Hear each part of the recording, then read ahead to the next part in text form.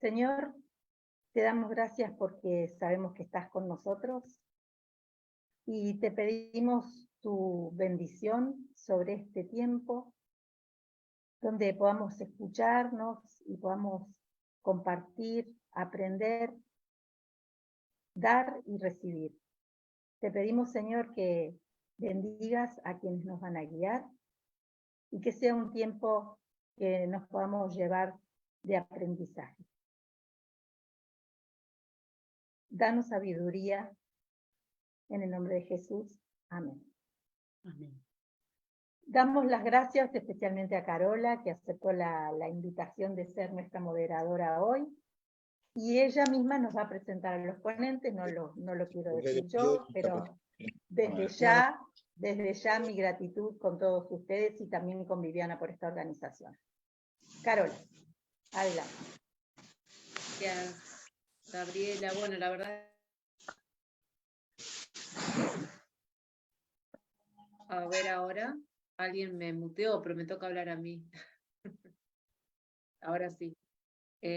No, decía que es una alegría poder ver caras tan conocidas y de distintos momentos de mi vida.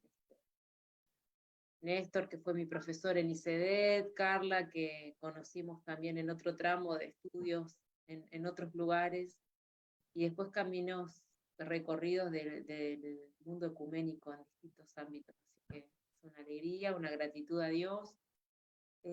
Estaba pensando, bueno, qué decir sobre los fundamentalismos, que en realidad no tengo que decir nada porque solo voy a moderar, pero algo que estaba pensando mientras en unos momentos atrás estábamos coordinando los detalles de este encuentro, es algo que siento hace mucho tiempo, que nos pasa a las iglesias, que no podemos tener esos ámbitos que teníamos de reflexionar temáticas de preocupación, justamente creo marcados y marcadas por este gran movimiento que tiene que ver con los fundamentalismos de todo tipo y nos hacen sentir que no está habilitada la posibilidad de pensar diferente ni de generar otros espacios. Así que celebro este tiempo de encuentro que pueda traer un poco de renovación también y de ánimo para seguir formándonos y también para poder encontrar alternativas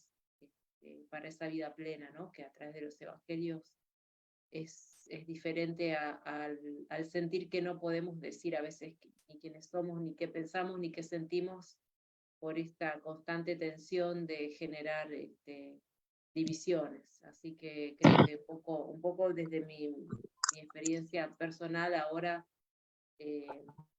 espero que este encuentro pueda ayudarnos a encontrar caminos por esos lugares. Me toca presentar en primer lugar a Carla Cole. Carla hizo sus estudios doctorales en misionología en el Seminario Teológico de Princeton, en Estados Unidos. Actualmente es directora de la Escuela de Ciencias Teológicas de la Universidad Bíblica Latinoamericana. Es colaboradora en misión de la Iglesia Presbiteriana de los Estados Unidos y ha trabajado en educación teológica en Nicaragua, Guatemala y en Costa Rica. Agradecemos a Carla entonces también estar hoy con nosotros y nosotras compartiendo este tiempo. Escuchamos, Carla. Muy bien, muchísimas gracias. Y voy a ver si ya puedo compartirles. Preparé un PowerPoint para ayudarme, ¿verdad? Con el tiempo para no extenderme. Pensé que era muy importante.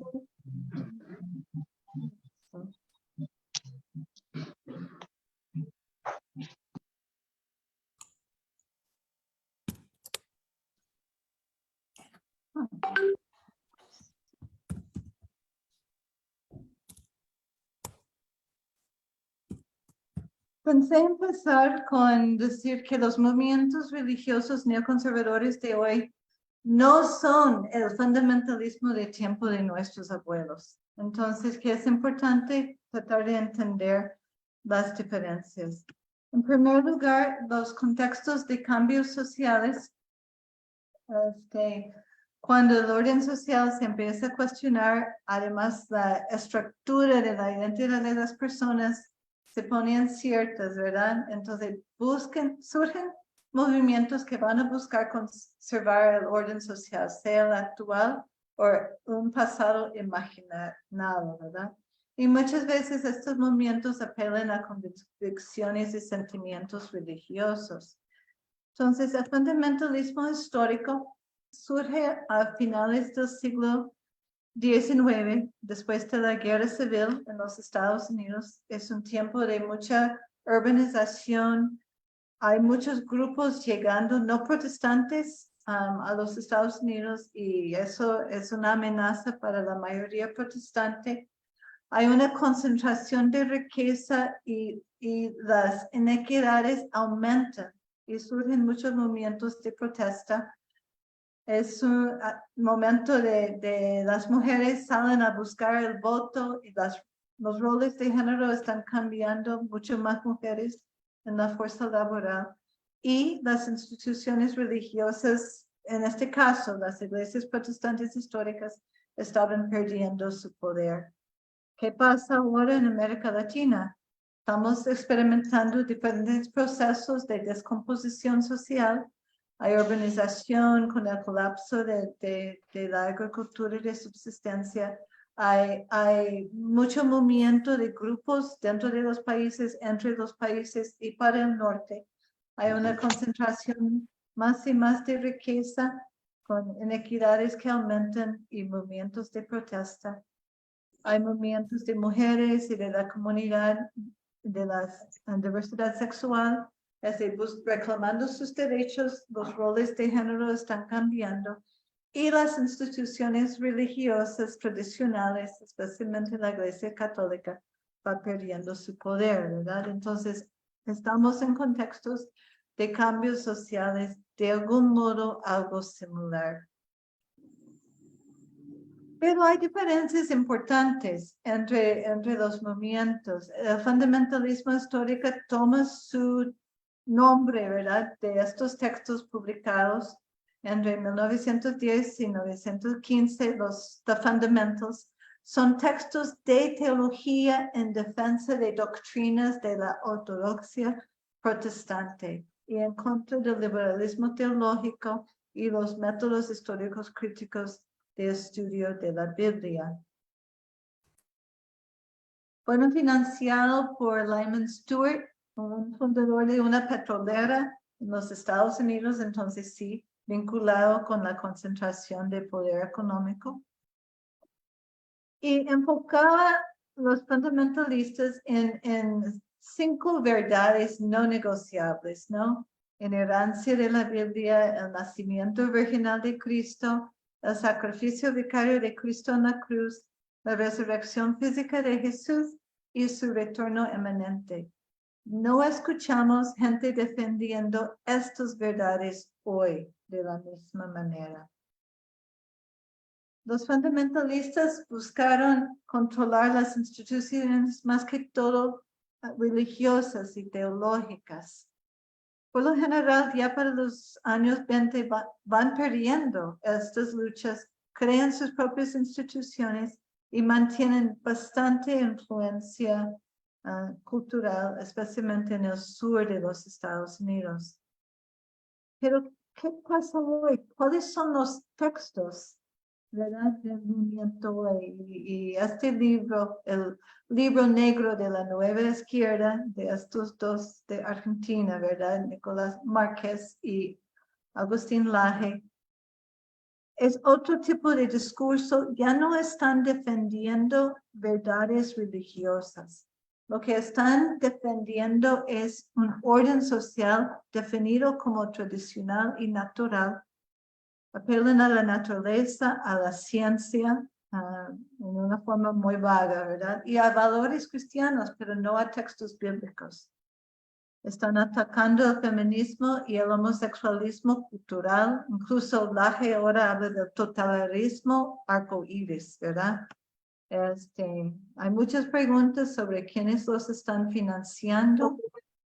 Están haciendo giras en toda América Latina. El libro es muy fácil de de conseguir, está en el internet, pero es un uso de la religión para defender un orden social y promueven batallas culturales. Incluso el último libro de Laje se llama La Batalla Cultural, ¿verdad? Muy vinculado con el discurso de la derecha en los Estados Unidos, y si ves en esta camiseta de Laje ya está la cara de Trump. Ups. ¿Qué podemos decir sobre el acercamiento al texto bíblico? En el fundamentalismo histórico hay una lectura literal de ciertos textos bíblicos, no todos, solo ciertos textos, y se desarrolla un esquema muy complejo de interpretación de textos y de eventos históricos, ¿verdad? Y en el fundamentalismo histórico, el caso más claro es el dispensacionalismo de Scofield, que divide la historia en 7 dispensaciones. Entonces, el propósito del sistema de interpretación es saber lo que Dios está haciendo, ¿verdad? Para poder responder a lo que Dios en el momento histórico. El sistema de ahora es diferente. Ya estos movimientos de ahora hablan de las 7 esferas de influencia o el mandato de las 7 montañas. Una profecía recibida supuestamente en 1975 de líderes de 2 ministerios enfocados en evangelizar a jóvenes. Ya no es un sistema que pretende decir lo que Dios está haciendo, lo que va a pasar, sino es una estrategia para traer el reino de Dios a la tierra ahora. Y cada monte es representado por un pueblo en el Antiguo Testamento que era enemigo de Israel. Entonces, para darles una idea, entonces cada una de estas esferas, comunicación, gobierno, educación, etcétera, la idea es ir preparando personas cristianas que pueden ocupar todos estos espacios dentro de la sociedad para que los cristianos, más que todos los hombres, ¿verdad?, tomen su lugar de gobernar. Los fundamentalistas buscaron o estaban esperando el rapto, ¿no? Jesús iba a venir para rescatar a los fieles. Entonces, había que dedicarse al evangelismo verbal, predicando el evangelio a cada criatura, porque así Jesús iba a regresar y rescatar a sus seguidores. Es una visión muy expresivista del cielo, ¿verdad? Solo algunos pocos van a llegar al cielo frente a un sistema económico que excluía. Los de ahora que están buscando el reino presente. Esto de Nacidos para Gobernar es un grupo fundado en Argentina. Es una red que va preparando personas cristianas evangélicos, ¿verdad? Para ser candidatos y asumir puestos en diferentes gobiernos. Fabricio Alvarado de aquí de Costa Rica es parte de este red. Es una teología de dominio o del reino presente que afirma que los cristianos tienen el mandato divino para gobernar en este mundo y reclaman las bendiciones de Dios para vivir como hijos y hijas del rey en el presente. Claro, están dispuestos a condenar o anunciar, mejor dicho, el castigo de Dios si hay un desastre por un fenómeno natural y encuentran el grupo a quien culpar, ¿verdad? Muchas veces las personas ahora de la comunidad de la diversidad sexual. Entonces, ¿qué podemos decir? Los movimientos religiosos conservadores de hoy sí comparten algunas características con el fundamentalismo histórico, pero hay diferencias importantes y por eso yo me cuento entre las personas que yo no uso el término fundamentalismo para los movimientos de hoy, porque creo que no nos ayuda como categoría de análisis. Estos grupos de hoy están articulados en redes internacionales con aliados con élites económicos y políticos. Hay una convergencia de intereses en cuanto a modelos sociales excluyentes. Proponen una nueva cristiandad en la cual los apóstatas somos nosotros y nosotros, ¿verdad? Las personas que no aceptamos su definición del orden social. El movimiento evangélico protestante en la región ya no se percibe como minoría y por tanto ha abandonado su papel histórico como defensor de las minorías, especialmente las religiosas. En América Latina hay cada vez más personas creyentes que no participan en ninguna institución religiosa. Por lo tanto, se convierten en consumidores de discursos religiosos y eso creo que es preocupante para las iglesias. Hay que seguir articulando una visión de una sociedad inclusiva desde la fe, además de generar debates como estamos aquí hoy, sobre el papel de la fe en la esfera pública. Muchísimas gracias. Muchas gracias, Carla, por esta presentación. Mientras seguía la presentación, me preguntaba qué bueno poder tener todos estos datos que compartiste en las láminas, así que no sé si está previsto, pero es un material que creo que podría ser muy bueno de poder tener. Antes de dar paso a Néstor Míguez, quien va a ser el segundo disertante de hoy, quería invitarles a quienes no han silenciado los micrófonos aún a poder hacerlo, y si no, quien esté administrando el Zoom quizás pueda ayudar con esto, para que podamos escuchar con claridad la exposición, y también invitarles a que puedan ir pensando sus preguntas o comentarios sobre lo que vamos escuchando, y lo puedan hacer a través del chat. Así después, al finalizar todas las exposiciones, vamos a abrir un momento de debate y de compartir preguntas. Así que necesitamos expresarse a través del chat. Y ahora sí, voy a presentar a Néstor Míguez, nacido en Rosario, Argentina. Néstor es doctor en Teología, en Nuevo Testamento, y estudió posgrados en Antropología Social y Política. Actualmente es profesor emérito en las áreas de Nuevo Testamento y Teología Sistemática. Es profesor invitado y conferencista a nivel internacional, expresidente de la Federación Argentina de Iglesias Evangélicas y miembro del Consejo de Presidencia de la Asamblea Permanente por los Derechos Humanos. Muchas gracias, Néstor, por compartir también este tiempo acá. Gracias a ustedes por la invitación. Bueno, ya Carla hizo una introducción que me exime de algunas de las cuestiones que hacen a considerar cómo funciona el fundamentalismo y ciertas diferencias que hay entre lo que es la tradición fundamentalista y lo que son distintas posiciones que podemos llamar en general conservadoras.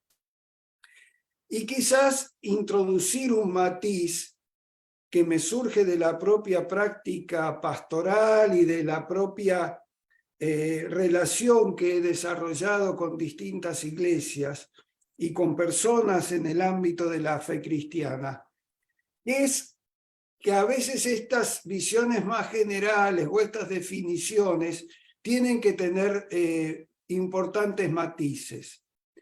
¿Por qué lo digo?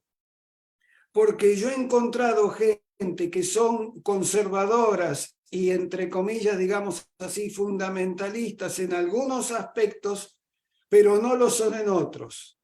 Hay grupos, personas, grupos, incluso denominaciones, que cuando uno se acerca a ellas, tienen una visión fundamentalista en cuestiones de sexualidad, por ejemplo, o conservadoras en cuestiones de sexualidad, pero luego tienen una práctica social de apertura a los pobres, organizan actividades sociales, tienen un cierto grado incluso de crítica a las estructuras sociales, porque las perciben afectando a su propia gente, especialmente en los espacios populares. De manera que creo que una de las primeras cosas que tenemos que hacer es matizar cuando miramos estas cuestiones en sus principios, matizarlo con que las prácticas no siempre se coinciden totalmente con los principios.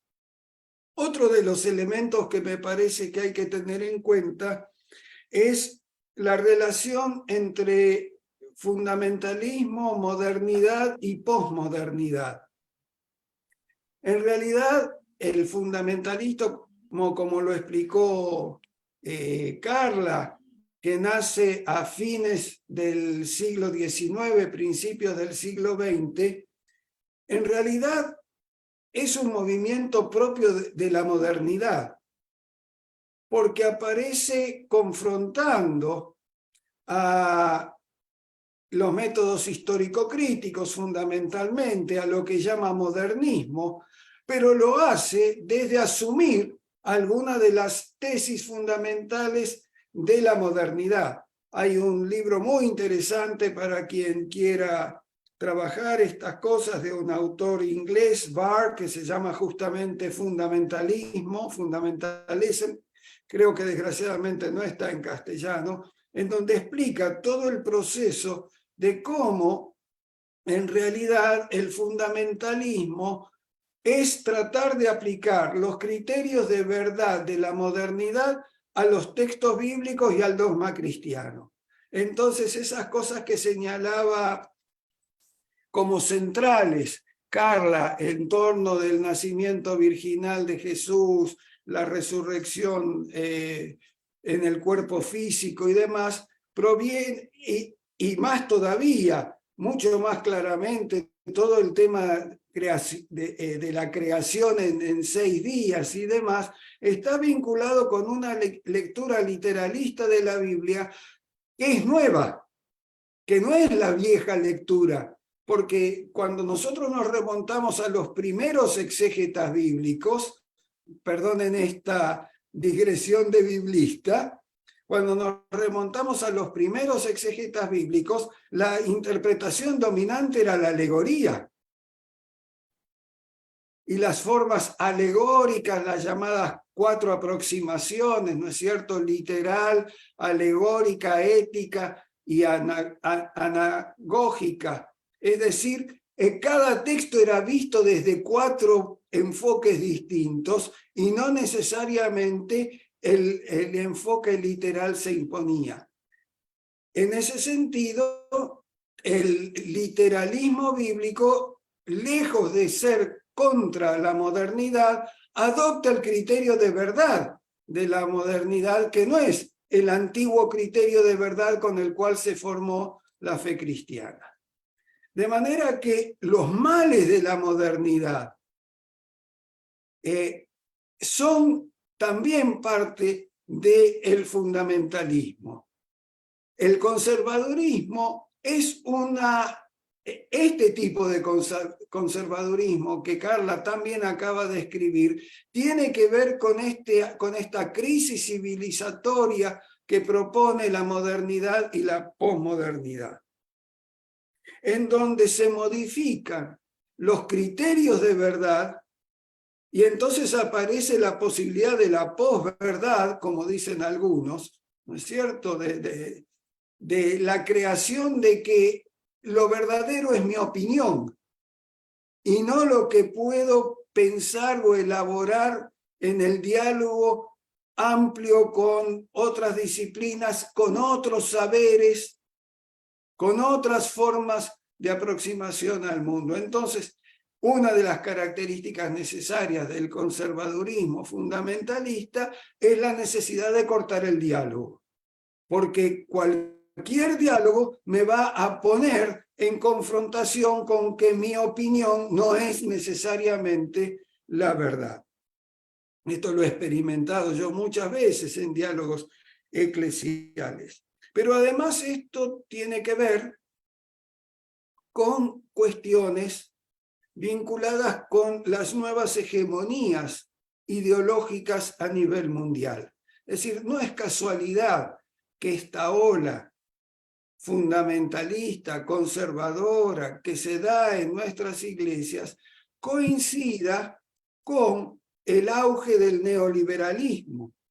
En el caso de América Latina, uno puede ver muy bien cómo a partir de los años 70 empieza a crecer la presencia de sectores fundamentalistas norteamericanos en América Latina. Y esto uno no puede menos que vincularlo con el informe Rockefeller que realiza después de su gira por América Latina.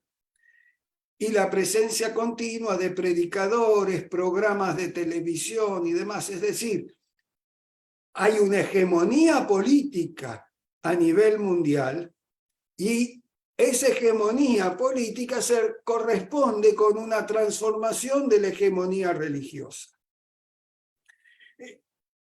Y esa hegemonía modifica lo que se llama sociológicamente o antropológicamente el sentido común. ¿Qué es lo que uno encuentra natural? ¿Cómo uno encuentra que las cosas siempre han sido cuando en realidad nunca han sido de esa manera? Es decir, la imposición de ciertos patrones culturales que hacen que se piense como normal lo que en realidad, o como incluso como natural, lo que en realidad no es ni normal ni natural, sino ciertas imposiciones armadas desde las industrias culturales, desde las máquinas de generación de subjetividad.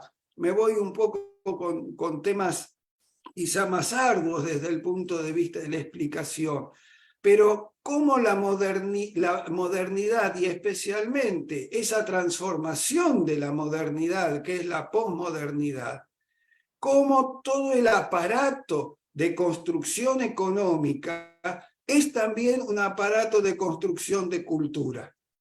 Y no de cultura simplemente porque nos imponen esta manera u otra, sino que hay una forma de capturar lo que algunos llaman dispositivos de captura de nuestra personalidad, de nuestra subjetividad, de cómo pensamos y de qué debemos pensar, de cómo sentimos y qué debemos sentir, de qué queremos y qué debemos querer. Es decir, una articulación sobre el deseo. Esto es el mecanismo que después va a aprovechar justamente todas las imposiciones religiosas conservadoras, ¿no? La creación de modos de pensar, modos de sentir y especialmente modos de desear, ¿no es cierto? Que, por ejemplo, van a dar todo lo que señalaba recién Carla, el deseo de ser políticamente poderoso, el deseo de tener éxito económico. No estoy diciendo nada nuevo, ya muchos años atrás Sigmund Freud señalaba cómo se construye el deseo del éxito económico, político, social, y cómo ese deseo entonces forma una manera particular de personalidad. Y para terminar, porque ya se me está acabando el tiempo, quisiera entrar ya en el plano directamente de nuestra fe y de la relación que hay en el cristianismo entre dos elementos que Karl Barth distinguió ya hace más de un siglo atrás entre lo que es la fe cristiana y lo que es la religión cristiana.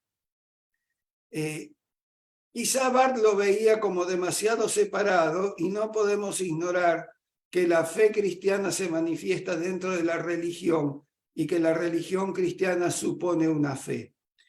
Pero sí podemos señalar que hay como dos polos en donde predomina la fe como la presencia dinámica de Dios, del Espíritu en nuestras vidas, y la religión como la construcción de los mitos, de los rituales, de las instituciones, de los dogmas que van acompañando esa fe. Y entonces nos encontramos en situaciones donde predomina la fe, entonces predomina la apertura, la búsqueda, la disponibilidad al otro, al prójimo, a la otra, a quien nos está acompañando. Básicamente, la construcción desde el amor. Y por otro lado, la construcción más religiosa, en donde lo que predomina es la imposición del dogma, el cumplimiento del ritual, el respeto de la institucionalidad jerárquica. Y justamente el conservadurismo aprovecha especialmente estos aspectos de la religión cristiana y disminuye el efecto de la fe cristiana, ¿no? En este desbalance que se produce, que además, como dije antes, está fortalecido por modos naturalizados de captura de nuestra subjetividad. Y entonces, con las olas conservadoras, neoconservadoras y neoliberales, crecerán también en el plano religioso las olas conservadoras, fundamentalistas de la teología de la prosperidad u otras formas de confundir la religión cristiana con los modos de vida que nos impone la cultura del consumo. Hasta acá llegué.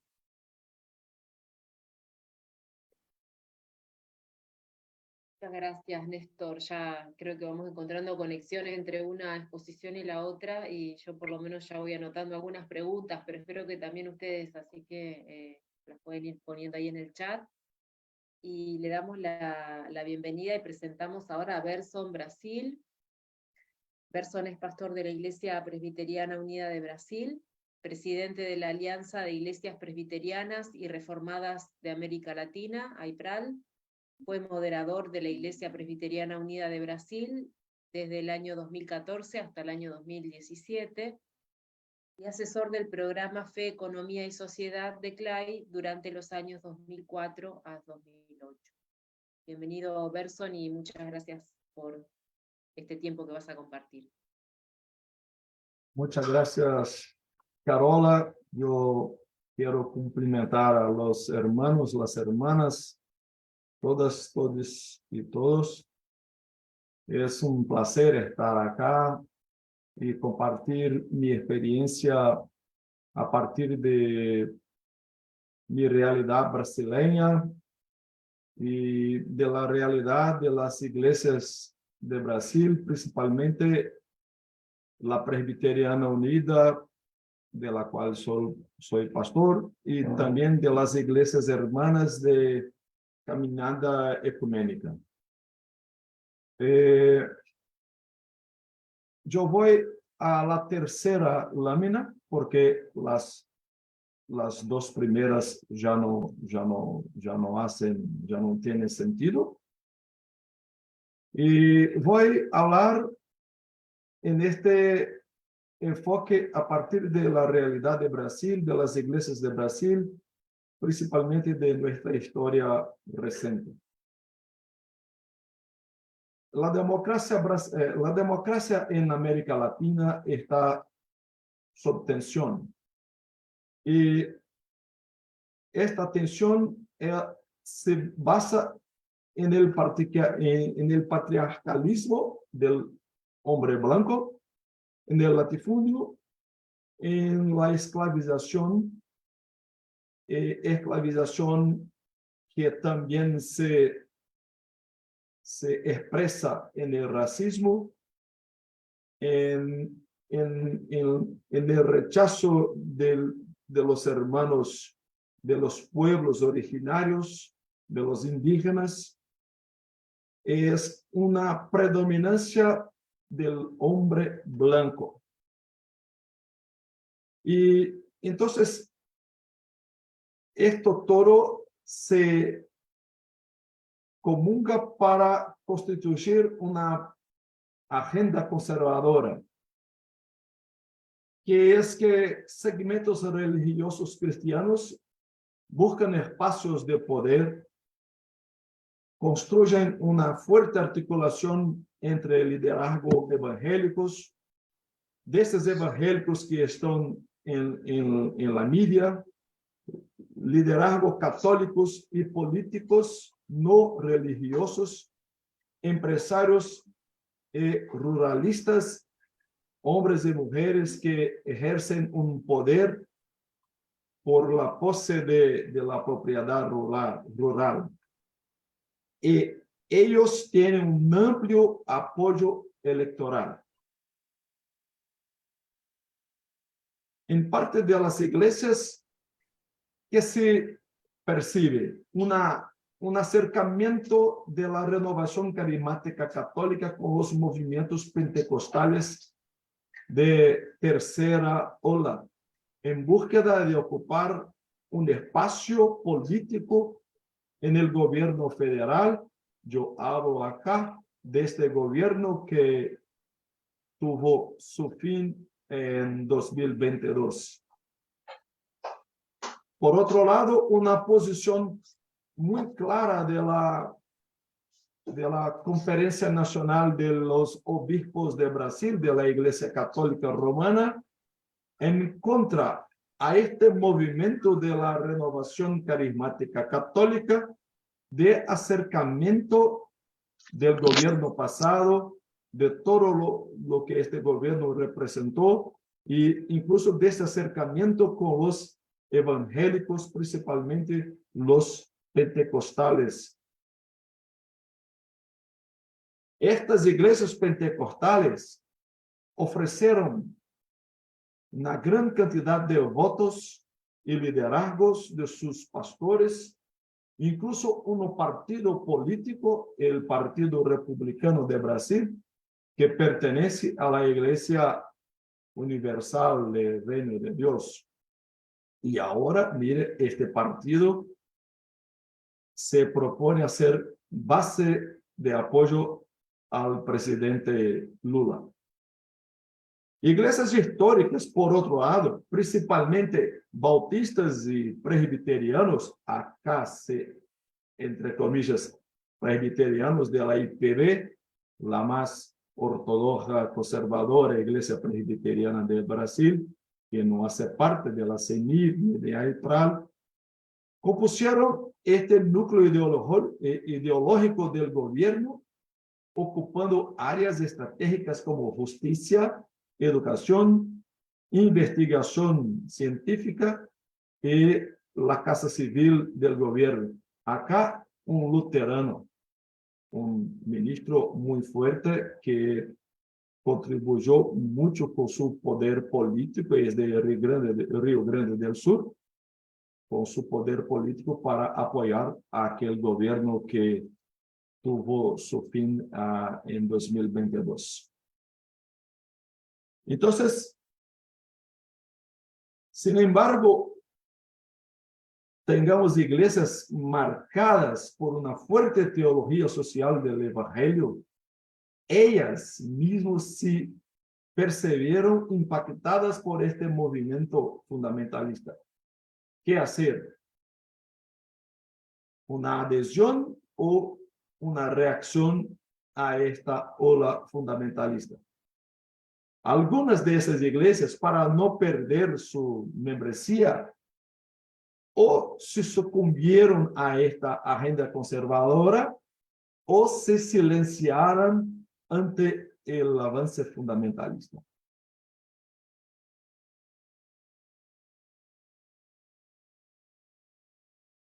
Por ejemplo, el pensamiento social de la ISLB, la Iglesia Evangélica de Confesión Luterana en Brasil, en confronto con los luteranos ruralistas, que son grandes propietarios de tierra y líderes del agronegocio brasileño.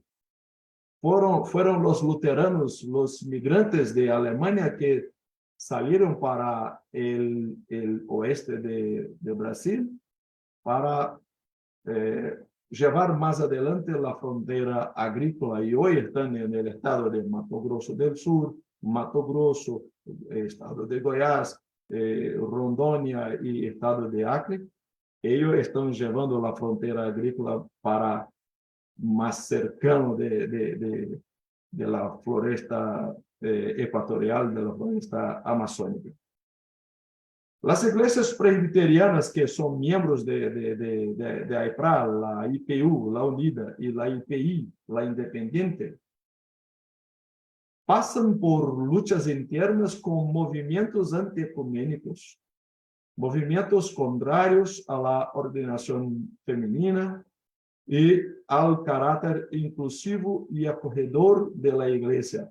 Acá principalmente la postura de las iglesias de recibir aquellos grupos, principalmente homosexuales, transexuales, y poner en su agenda de discusión esta cuestión de género, ordenación, también el matrimonio igualitario.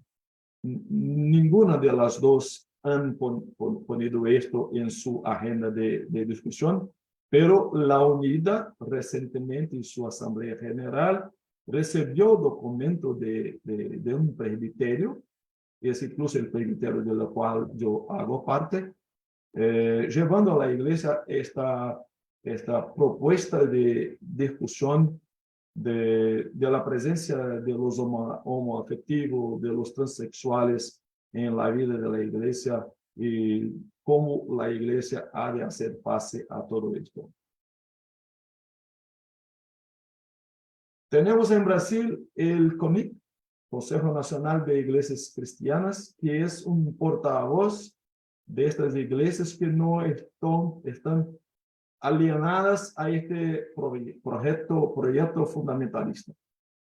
Hacen parte de CONIC la Iglesia Católica Apostólica Romana, la Iglesia Evangélica de Confesión Luterana en Brasil, la Iglesia Evangélica Anglicana del Brasil, la Iglesia Presbiteriana Unida del Brasil y la Alianza de Bautistas, que se hacen representar por CONIC. Y CONIC ha sido un portavoz de pensamiento de estas iglesias, principalmente en los últimos 4 años de este gobierno que tuvo su fin en 2022, en las situaciones muy desgastantes para las iglesias, principalmente todo el discurso de odio que emanó de este gobierno en contra los negros, en contra de los indígenas, en contra de los periodistas,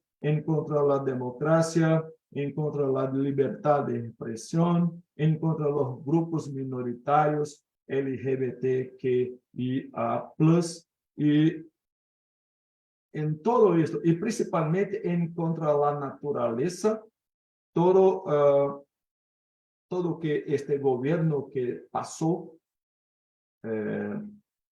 hizo en contra de la naturaleza, tuvo una reacción de estas iglesias, que son las iglesias ampliamente ecuménicas de Brasil. Estas 5 iglesias que hacen parte del CONIC. Entonces, CONIC fue un portavoz de nosotros y, sin embargo, las iglesias en particular también se pronunciaron varias veces sobre diversos asuntos que necesitaban de un abordaje por parte de nuestras iglesias. Todas estas iglesias, desafortunadamente, enfrentan contradicciones internas y resistencias de segmentos conservadores. Entonces, sin embargo, seamos iglesias que practican y buscan predicar un evangelio social, hay en nuestras membresías contradicciones, personas conservadoras, liderazgo conservador, que a veces son problemas que tenemos que enfrentar en la base de nuestra convivencia pacífica. Por fin, una advertencia. La elección de un gobierno popular y democrático en Brasil no significa que el proyecto fundamentalista ha morrido. Él respira independientemente de su mayor representante haber sido declarado inelegible por los próximos 8 años. E intentará se tornar victorioso en las próximas elecciones hasta poner fin a la democracia. Mire que yo no hablo el nombre del innombrable que gobernó este país, si es que gobernó en los últimos 4 años. Y acá yo voy a recurrir a nuestra hermana Magali Cunha con una propuesta de acción que es de Magali, resultado de sus estudios sobre este tema. Magali dijo que la intolerancia y el fanatismo que pueden manifestarse en el fundamentalismo también están presentes en la mentalidad y acciones de grupos políticos de izquierda y de centro.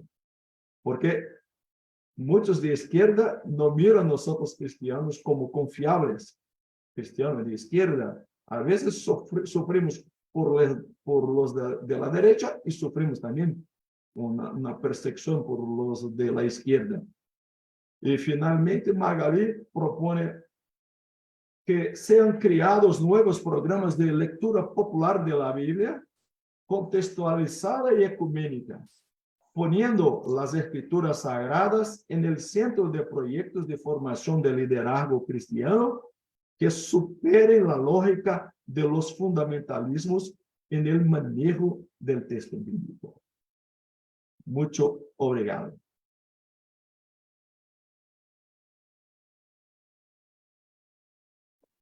Muchas gracias, Berson, por esta presentación que nos trae también, nos agrega además este pensamiento sobre las acciones. Así que creo que en ese sentido nos desafían a pensar qué estamos haciendo en relación a estos contextos. Por último, voy a presentar ahora a Silvia Regina de Lima Silva. Ella es brasileña también, teóloga, es doctora en estudios de la sociedad y la cultura, trabaja temas relacionados a la teología feminista latinoamericana, teología negra latinoamericana y lectura popular de la Biblia. Silvia es docente en la Escuela Ecuménica de Ciencias de la Religión de la Universidad Nacional en Costa Rica, es directora del Departamento Ecuménico de Investigaciones, del DEI, reside en Costa Rica con su esposo Jaime Prieto y su hijo Tomás Satuye. Su trabajo se inspira en la recuperación y afirmación de su identidad afrodescendiente desde Abiyayala. Gracias, Silvia, por compartir este tiempo. Te escuchamos. Voy a poner aquí, marcar el tiempo. Bueno, muchas gracias por la invitación. Y qué alegría ver aquí, yo cada rato estoy pasando para allá y para acá para ver cuánta gente linda que se ha conectado, ¿verdad? Ahora somos 92 personas. Yo creo que eso demuestra también el interés, la necesidad, la importancia de esa temática y que la Red CLAI nos invite a parar una tarde, parte de una tarde para reflexionar sobre ese tema. Y también me llama mucho la atención el título, ¿verdad?, que se dio a ese conversatorio, que es las iglesias frente al avance de los fundamentalismos.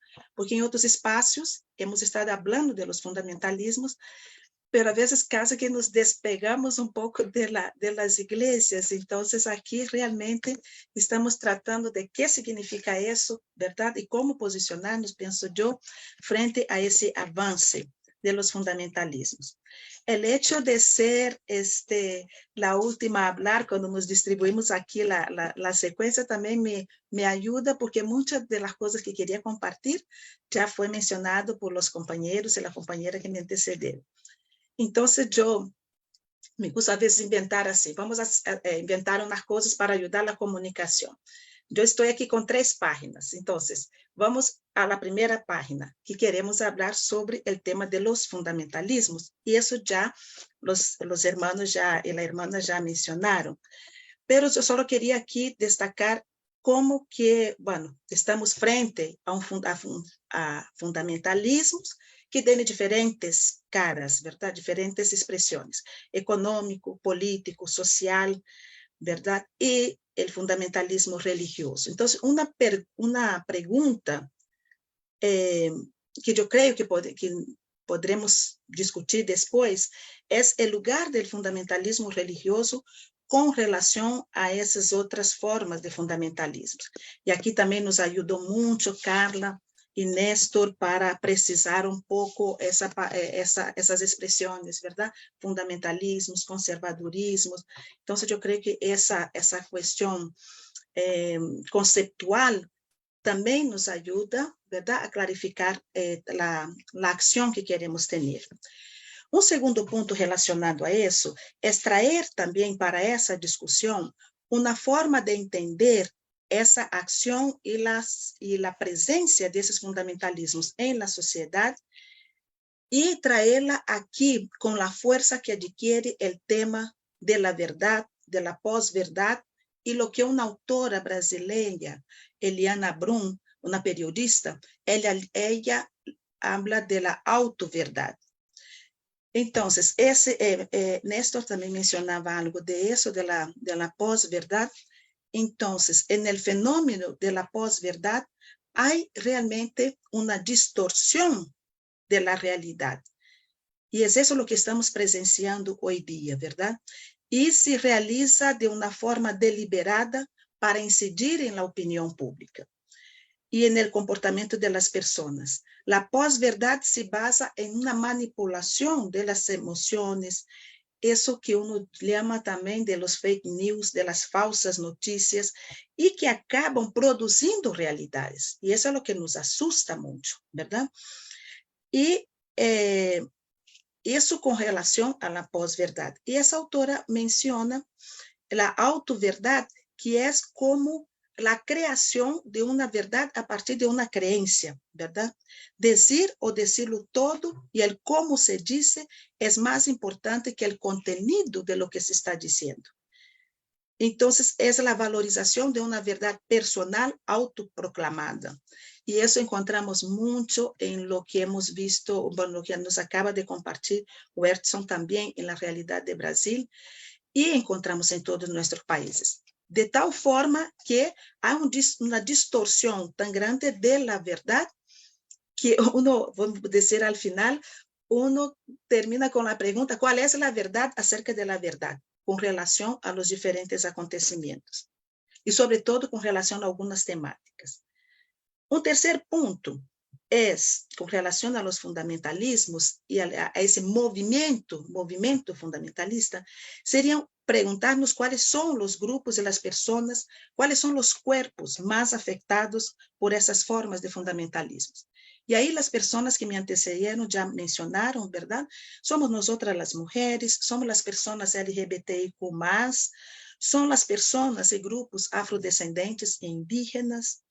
Y aquí, Wertson ya mencionaba, el fundamentalismo está muy relacionado con el patriarcado, está muy relacionado con el racismo, con la xenofobia. Y eso no son cosas así, no son conceptos que dan vueltas por aquí. Eso lo estamos viendo en la práctica, ¿verdad? En la práctica de nuestras iglesias. Con el desprecio por las personas migrantes, Costa Rica es un país de paso de migrantes, y aquí hemos visto cómo sufren las personas migrantes y cómo hay también un discurso religioso que fomenta el rechazo a esas personas. El de ella está trabajando un tiempo con personas migrantes y ahora con personas defensoras, entonces también vemos eso muy de cerca. Y otro grupo que ha sido también muy afectado son las personas menores de edad, los niños, las niñas, los niños, porque de pronto sus cuerpos son también un lugar de disputa. ¿Verdad? Uno va a gritar, ay, mis hijos educo yo, y el otro dice, no, que la educación. Entonces, el cuerpo de las niñas y de los niños en ese momento, junto con los demás cuerpos, son lugares de disputa de poder. Y otros grupos que están siendo perseguidos también son las instituciones públicas, en nuestro caso mucho las universidades públicas, movimientos sociales, defensores y defensoras de derechos humanos y derechos de la tierra, organizaciones que defienden a defensores. Y está todo el tema también de la criminalización de la protesta y de la defensa de las personas defensoras. Entonces, cuando estamos hablando aquí de fundamentalismos, estamos hablando realmente de cuerpos, de personas, de gentes que están sufriendo de una forma muy directa también las consecuencias del avance del fundamentalismo. Bueno, pasamos a otra página. Entonces, ¿y las iglesias? ¿Cómo están las iglesias frente a eso?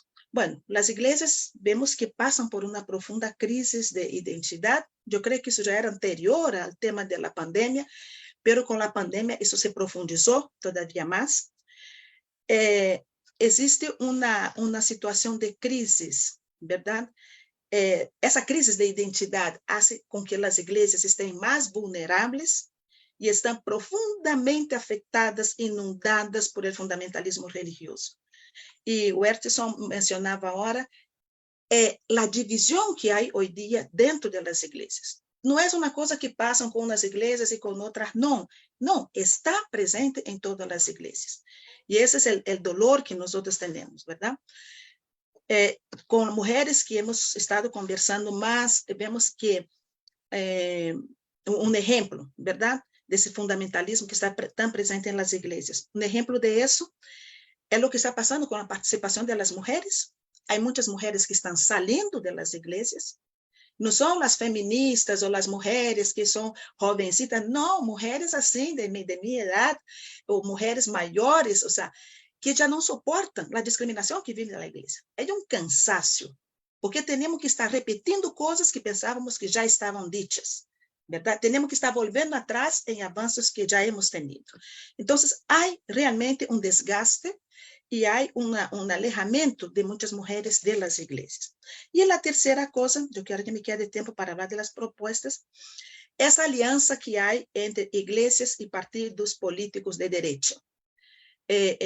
Werteson mencionaba varias veces el caso de Brasil, y vemos en nuestros países también, bueno, yo soy brasileña, en Brasil y en otros países también, cómo se da esa situación. Y aquí, ojo, el tipo es pastor.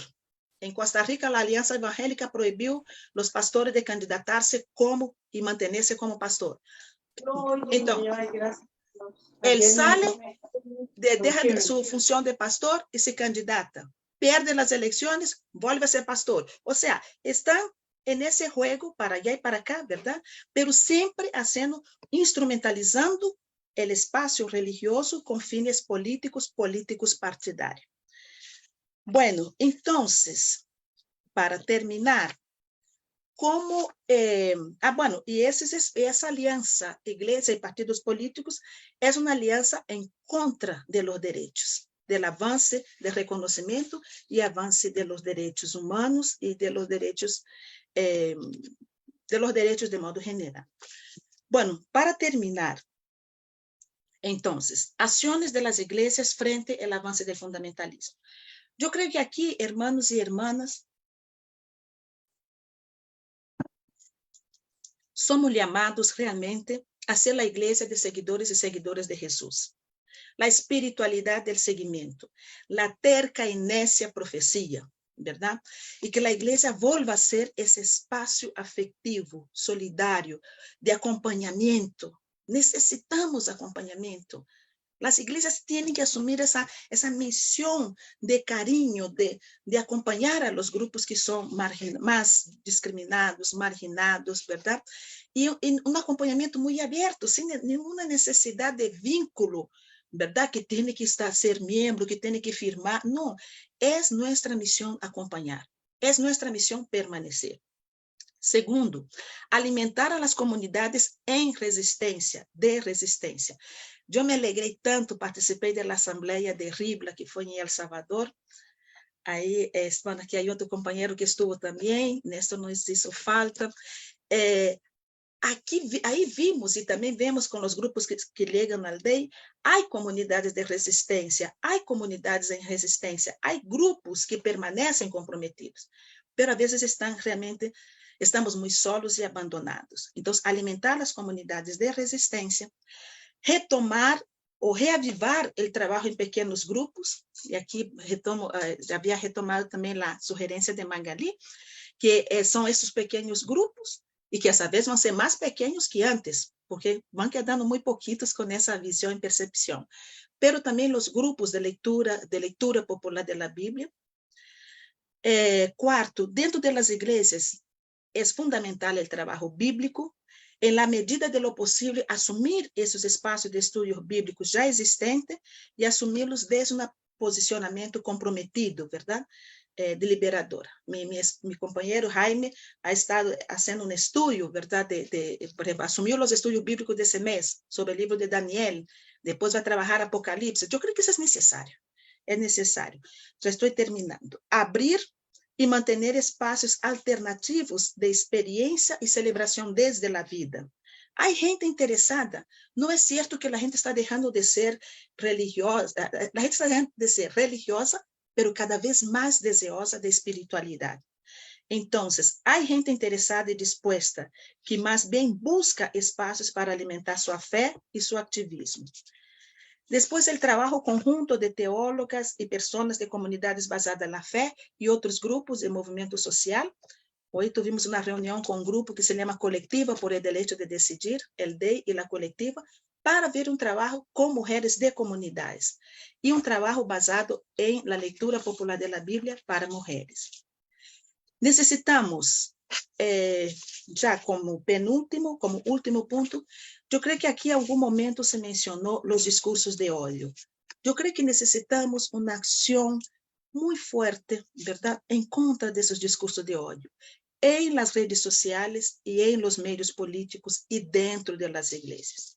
Yo tengo aquí, con eso termino, un proyecto, ya estamos conversando con algunas parlamentarias aquí en Costa Rica, pero no sé si funcionaría, pero los discursos de odio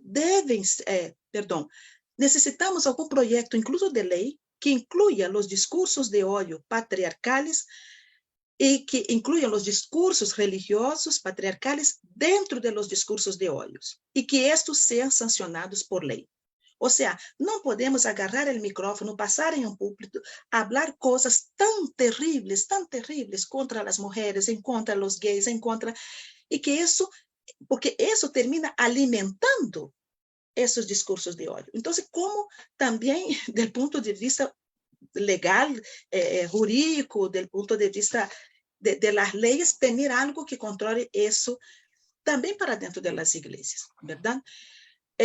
Bueno, y quería terminar con esas palabras de esta periodista, Eliana Brum, que dice: el desafío que impone tanto la posverdad como la autoverdad es devolver la verdad a la verdad. Devolver la verdad a la verdad. Y esta recuperación de la verdad de los pueblos no será posible sin el sentido de comunidad, de reapropiación del espacio público de formas cercanas, corporales, de convivencia. Entonces yo creo, hermanos y hermanas, amigos y amigas, que aquí está un desafío importante. Hay que recuperar el sentido de comunidad, hay que reapropiarnos del espacio público, hay que reapropiarnos de las formas cercanas, cariñosas, amorosas, afectuosas de convivencia. Conoceréis la verdad y la verdad vos hará libres. La verdad nos hace libres. Muchas gracias. Muchas gracias, Silvia, Regina. Creo que de algún modo fuiste respondiendo a algunas de las preguntas y reflexiones que van apareciendo en el chat, pero de todas maneras abrimos ahora sí la posibilidad de revisar allí los comentarios y preguntas y darle la posibilidad a los expositores de que puedan retomar algunos de los comentarios y preguntas para hacer una breve ronda de comentarios finales. Quizás son tantas las preguntas, propongo de leerlas a todas y quienes quieran tomar distintas afirmaciones o comentarios o preguntas después van compartiendo. Lo primero que apareció en el chat fue un comentario de Freddy, dice: pienso que es bueno que nuestros líderes religiosos lleguen a la esfera política, con ello ayudan a gestionar, diseñar, crear políticas públicas que favorecen el bien común, como por ejemplo crear los estándares educativos en la educación religiosa para que no se queden en una clase de la religión de la denominación dominante, sino en una verdadera educación religiosa en los colegios. Bueno, este comentario es muy contextual. En el Uruguay donde vivo no sería posible un comentario así porque es un país totalmente laico, pero bueno, depende mucho de los contextos de los países, ¿no? En lugar de la educación religiosa. Otro comentario de Jorge dice: es evidente que la estrategia del neofundamentalismo, poder geopolítico, está unida en Latinoamérica.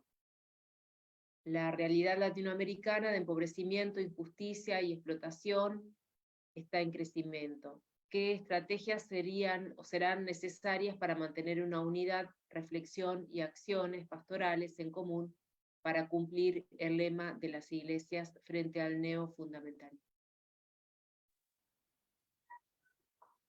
Quizás leo uno más y alguien que quiera responder a estos comentarios y después vuelvo a leer los comentarios finales. Dice: ¿es posible identificar o contradecir el conservadurismo fundamental con una práctica de pastoral popular de liberación? Y quizás paro por ahí con esos 3 comentarios. Si alguna de las personas que estuvieron en las exposiciones quiere comentar algo sobre esto. Carola, La palabra. Sí, Berson. me gustaría compartir con ustedes una percepción de una oportunidad en todo eso. Porque en las iglesias marcadamente fundamentalistas, hay aquellas y aquellos que no se sucumben a esta ola fundamentalista. ¿Qué ha sucedido? Muchas personas han llegado a nuestras iglesias para tener en esas iglesias un descanso, tener paz y poder vivir su vida religiosa con placer. Y creo también que para nuestras iglesias la cuestión de la sexualidad humana, la cuestión de transgéneros, de los homoafectivos, y también sea una oportunidad para que nuestras iglesias reflejen sobre eso, porque estas personas hoy no pueden vivir su espiritualidad en las iglesias que están ahí. Pero para nosotros, iglesias que están en esta caminada ecuménica hace más tiempo, es una oportunidad. Creo que sea una estrategia. Y las iglesias entonces no deben quedarse tan tímidas. Ellas necesitan decir: somos así, recibimos personas así y tenemos un pacto muy fuerte con nuestra fe cristiana auténtica. Creo que es una oportunidad en medio a todo eso. En mi iglesia local recibimos muchas personas que salieron de las iglesias fundamentalistas porque no soportaban más aquel modelo de dominación. Gracias. No sé si alguien más quiere responder a estos primeros comentarios. Yo puedo comentar el comentario de Webson, porque yo veo que un problema también es que en las iglesias, no sé la tuya, Webson, pero muchas veces las iglesias también están divididas internamente. Entonces, el problema es que la gente, alguien mencionaba antes, no sé quién fue, pero la gente no quiere perder los miembros, la gente no quiere distanciarse de lo que es la decisión de la asociación de iglesias o de la, ¿entiende? Entonces, y yo veo eso con algunas compañeras pastoras también, a veces hace un esfuerzo, ¿verdad? Un esfuerzo para cuadrarse de aquí, de allá, ¿verdad? Como decimos en Brasil, prender una candela a Dios, otra al diablo. O sea, están como que intentando, pero y es difícil, y es muy difícil eso. Estamos en un momento donde casi que la realidad nos obliga a posicionamientos a veces muy radicales, ¿no? Agora, eu estou de acordo que sim, que esse tipo de espiritualidade, a gente também llega um momento de cansaço já, e um momento, porque isso perdona, mas há muitas expressões que estão associadas com casos de corrupção, com casos de abuso, com casos de mal manejo econômico. Então, é todo um conjunto de situações que também não hacen com que essas propostas, com que os membros de essas igrejas permanezcan por muito tempo. Por outro lado, está todo esse discurso, verdade, que intenta encobrir estas realidades. Então, eu creio que é possível, alguém perguntava se é possível a prática de uma pastoral popular de liberação, eu creio que é possível.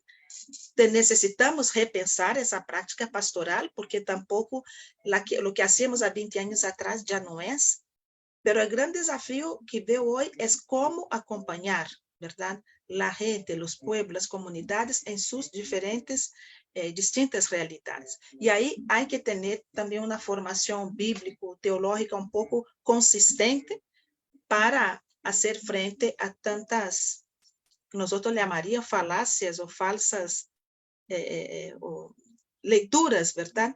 Que confunden mucho a la gente. En ese sentido, los comentarios que siguen, Gerardo decía, mi preocupación no está solo en aquel fundamentalismo que estamos identificando en otros lugares, sino con el creciente fundamentalismo religioso-político en nuestras propias comunidades de fe. Y quienes acompañan pastoralmente a esas comunidades no se animan a hacerle frente, no porque les falten herramientas para hacerlo, sino muchas veces por el condicionamiento económico ligado a los ministerios, ¿no? Y yo comentaba también arriba, bueno, cuáles podrían ser las estrategias para desmarcarnos de las agendas de los sectores fundamentalistas políticos religiosos, o sea, de poder tener una voz más profética en las iglesias, que no nos identificamos con estas líneas de pensamiento, ¿no? Mientras van pensando otros comentarios, sigo leyendo en el chat. Nos toca hacer iglesias de resistencia, dice Gabriela. Muchas gracias a los 4 ponentes. Dentro de las iglesias allí también ha de haber resistencia y esto puede significar confrontación. ¿Será capaces de hacerlo, no? Aparece la misma preocupación. Juan Pedro dice que personalmente no me preocupa tanto las articulaciones y las eternas peleas por tener más poder. Me preocupa mucho más lo poco que valoramos todo lo que estamos haciendo para cuidar, acompañar, empoderar a niños, jóvenes, mujeres y hombres. Algo de eso decía Regina, me parece, también a la exposición, como generar espacios de afecto, ¿no? De cuidado. ¿Cómo dialoga este fenómeno del fundamentalismo religioso con el Estado laico y la libertad religiosa? Ahí vuelve a aparecer este tema de la laicidad. No sé si alguien quiere tomar, ya leí como 3 o 4 comentarios, si alguien quiere ir agregando alguna devolución sobre esto. Son más bien comentarios.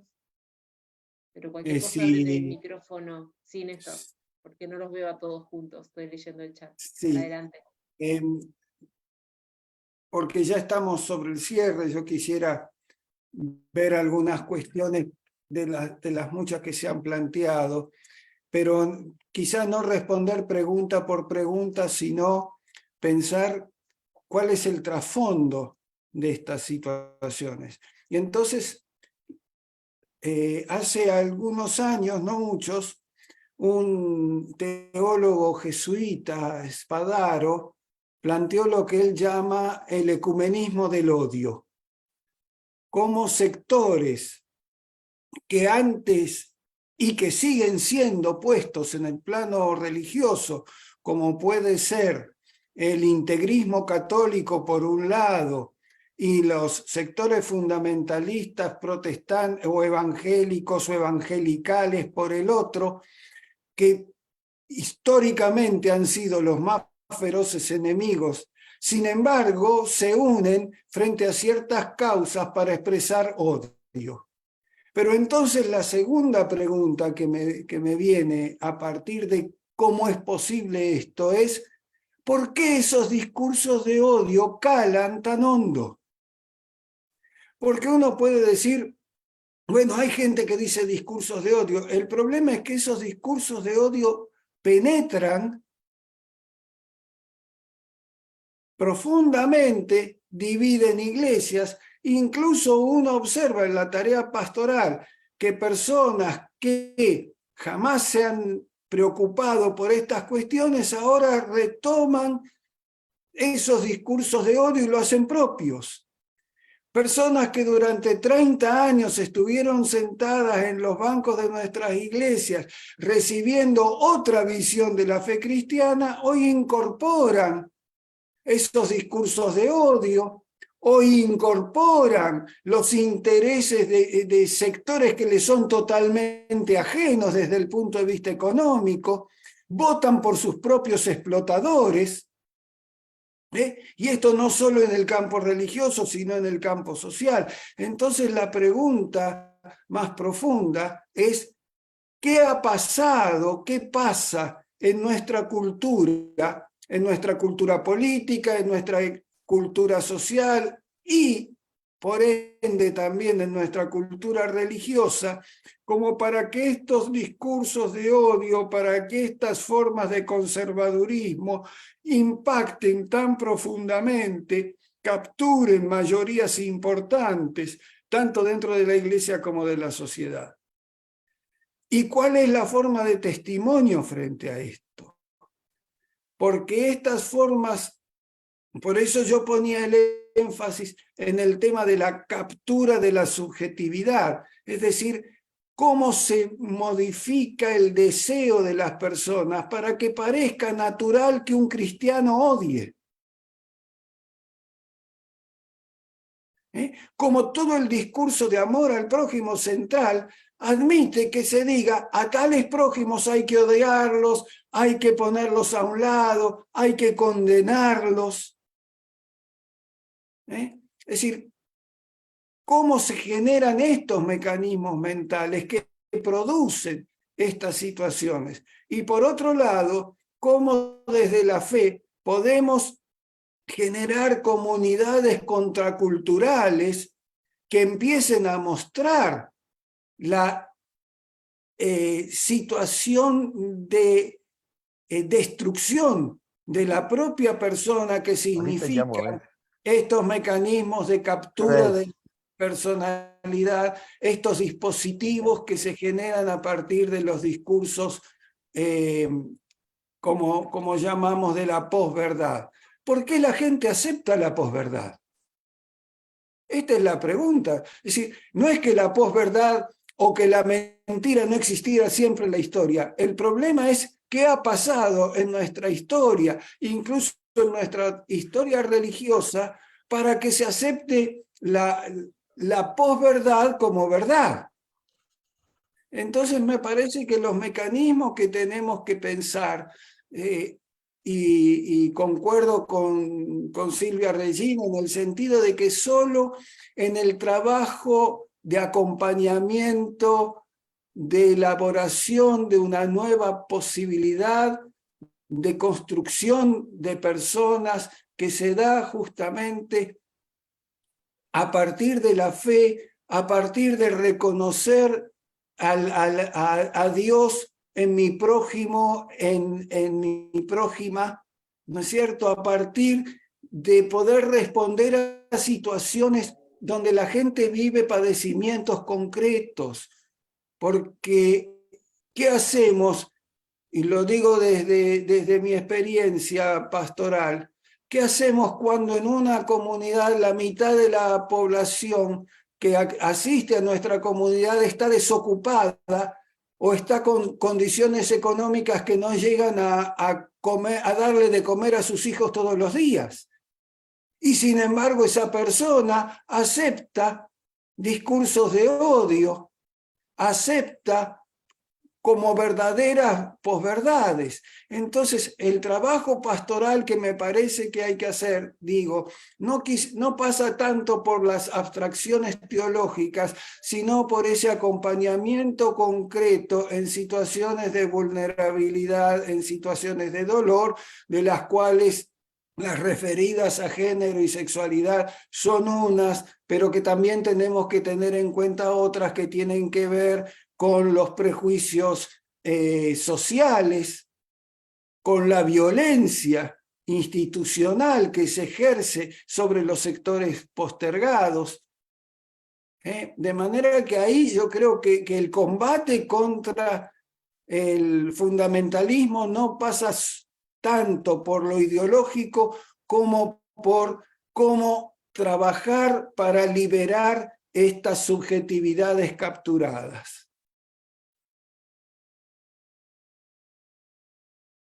Gracias, Néstor. Quizás ya llegando cercanos al horario del cierre que nos habíamos propuesto, invito a Silvia, a Carla, a Berson, si quieren agregar algo más, como para ir cerrando. Y bueno, quedan allí en el chat otras preguntas que más bien nos ayudan a seguir reflexionando. Recién Néstor hizo muchas preguntas en realidad. Así que ojalá que nos vayamos llenas de preguntas para poder seguir profundizando. Sí, Carla.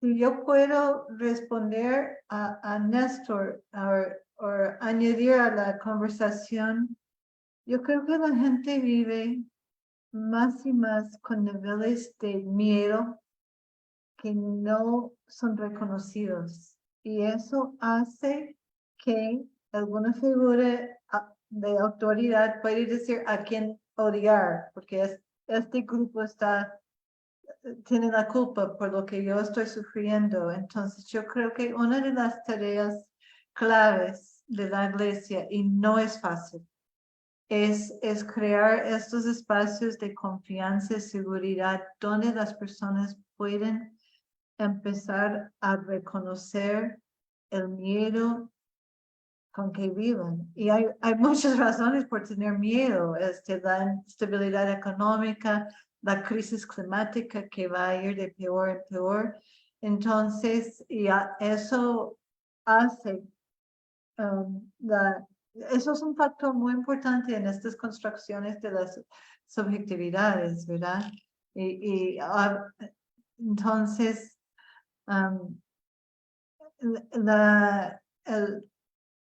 la verdad del Evangelio, que el amor perfecto echa fuera el miedo, yo creo que eso es parte de lo que tenemos que ir trabajando en nuestras iglesias. Y a nivel pastoral, la pregunta es, ¿somos capaces de verdad amar a una de estas personas que son captivadas por estos discursos de odio?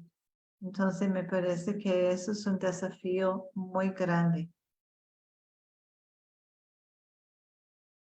Solamente un pequeño dato, ya esto provocó, escuchando a Carla, ya esto provocó los estudios en el campo psicoanalítico de Erich Fromm, ¿no? El miedo a la libertad, ¿no? En donde estudia cómo puede un discurso de odio como el del nazismo haber calado tan profundamente y llevar a la destrucción de una nación y al intento de destrucción de varios pueblos, ¿no? Entonces, estos mecanismos, por eso yo hablaba de las cuestiones subjetivas, estos mecanismos por el cual se acepta un discurso de odio por miedo, y el fundamental miedo es el miedo que produce la inseguridad, por lo cual uno busca aferrarse a dogmas, a maneras de pensar que pueden parecer seguras y no a la seguridad que puede dar la fe, el amor y la esperanza, para citar los tres ejes de la misión paulina, ¿no?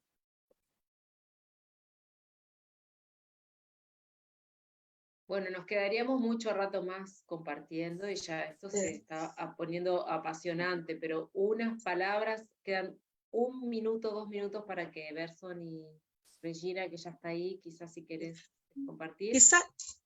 Quizá yo menciono solo un poquito y dejo la última palabra para o Edson. Está el tema del miedo, pero yo pienso también que está otro tema relacionado, que es la construcción de un enemigo. Acho que mais que o medo que cada um traz, medo existencial, medo de passar hambre, de morrer, está que esses discursos que estamos falando aqui construem um inimigo. E, infelizmente, algumas leituras que se fazem da proposta cristiana é como que nós e eles, verdade? Os que não estão com nós estão contra nós. Então, como também analisar profundamente qual é o discurso que estamos mantendo em nossas igrejas que mantém essa construção de el outro como inimigo, e um inimigo que eu tenho que realmente que destruir. De aí vêm os discursos de ódio também, verdade? E sim, irmãos e irmãs, eu creio que aqui o acompanhamento, a formação de comunidades, verdade, solidárias, de comunidades de amor, de afeto, não sem interesses outros que não seja fazer essa experiência da amistade profunda, do amor e do cuidado mútuo. Eu creio que pode ser um caminho, verdade, para esse momento tão difícil que experimentamos, sem deixar o profetismo, porque algumas vezes, como dizia o Edson, vamos levar palo de todo lado, verdade? Pero aí permanecemos. Muitas graças. Gracias. Berson. Gracias, Carola. Yo iba a decir exactamente esto, que tenemos un desafío, por un lado, de hacer frente a estos avances de fundamentalismo dentro de la iglesia, de las iglesias. Y el otro desafío es decir a aquellos que son afectados por este fundamentalismo, principalmente las comunidades LGBTQIA+, los marginados, aquellos que están fuera de este espectro del fundamentalismo, y es un desafío decir a ellos que somos evangélicos, pero no hacemos parte de aquel conjunto. Y en Brasil el término evangélico está muy agotado y es necesario una resignificación de este término. Para terminar, me gustaría decir una frase de Reinhold Niebuhr que dice así: los hombres insisten con mayor vehemencia sobre sus certezas cuando su seguridad al respecto de ellas está avalada. La ortodoxia exacerbada es un método para ocultar la duda. Entonces, yo termino mi participación aquí y agradezco, fue un honor poder participar y compartir con ustedes todas y todos. Bueno, nos toca agradecer nuevamente a cada uno de los expositores, a cada una de las personas que se han conectado hasta el final. Algunas tuvieron que ir dejando esta conexión por razones de trabajo. Sobre todo a la Red CLAI, que me invitó a ser parte de esta moderatura y que trajo este tema tan necesario, tan importante, y que de algún modo estamos sintiendo en nuestras comunidades, quienes trabajamos en las iglesias, quienes somos parte de las comunidades, quienes participamos en instancias ecuménicas, de la necesidad de estos diálogos que no se agotan acá, y que agradecemos el caudal de preguntas y reflexiones que nos llevamos para seguir creciendo en la fe. Yo siento que hemos compartido 1 hora y media de estar en comunión, de poder dialogar, de poder escuchar, de poder reflexionar, y doy gracias a Dios por eso, por los dones de cada uno y cada una de quienes participaron, y por esta posibilidad de seguir intentando bueno, dar testimonio del Evangelio de amor en las comunidades, en los pueblos, en los lugares en donde vivimos. Quiera Dios que pueda guiarnos y acompañarnos siempre en esa caminata. Así que, nada, despedirme, no sé, Viviana, Gabriela, si quieren agregar algo más antes de cerrar esta instancia. Sí, yo quería mencionar que la verdad que fue un placer escuchar, leer todos los comentarios y estaba pensando cuánto trabajo tenemos por delante, ¿no? Creo que como iglesias, los miedos, las angustias, los desafíos, si los podemos atravesar en comunidad, juntos y en ecumenismo, creo que se achican, se pasan en más seguridad. Yo creo que Red Clay es un espacio que tenemos que hacer surgir con mucha fuerza porque se necesitan las voces de nuestras iglesias. Y creo que esto es... yo estoy sorprendida por la participación y me encanta ver gente de tantos lugares diferentes y de tantos países. Y estoy muy contenta porque creo que o sea, uno no se siente solo, ¿sí? Uno no se siente solo. Sabemos que estamos ahí, aunque estemos encuadraditos. Así que yo, desde mi parte, muchas gracias. No sé si Viviana quiere agregar algo más. Simplemente que mucha gente está preguntando si queda grabado, queda alojado en el Facebook de CLAI, Consejo Latinoamericano de Iglesias CLAI. En Facebook van a encontrar la grabación de todo este espacio que fue realmente maravilloso y que estamos sumamente agradecidos con todos los expositores y expositoras que tuvieron tan buena disposición de acompañarnos. Y no es un tema que vamos a dejar acá, vamos a seguir con este tema y vamos a avanzar con algunos otros temas durante el año, así que esperamos volver a encontrarnos. Que tengan una muy bendecida noche. Bueno, chao. Muchas gracias. Muchas gracias a todos. Muchas gracias. Muchas Chao, gracias. Gracias, un placer verlos a todos, nuestro querido Clay reunido. Muchas Saludos, gracias. un gusto. Silvia, un Gracias. abrazo. Carlos Tames. chao, buenas tardes. Saludos, una Buenas alegría noches. reencontrarnos con muchos amigos, hermanas y Gracias. hermanas. Carla, Hasta muchas pronto. Gracias, buenas noches. Saludos a Ah. Jaime, Silvia. Ah, gracias. Voy a entregar los saludos, Esther. Gracias. Ya.